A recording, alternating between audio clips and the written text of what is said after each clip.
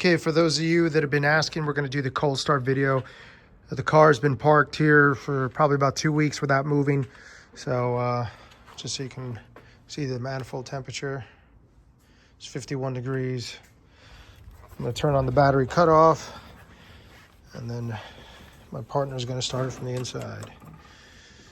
All right, it's back on. All right, go for it. A couple pumps to the car.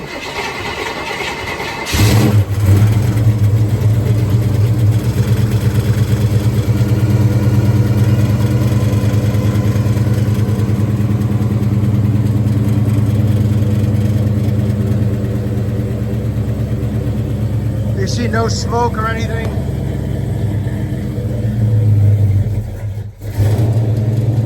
Hang on. Turn on the lights back there so you can all get a good look. Not smoking anything. It's all good. I'm gonna check the oil pressure here.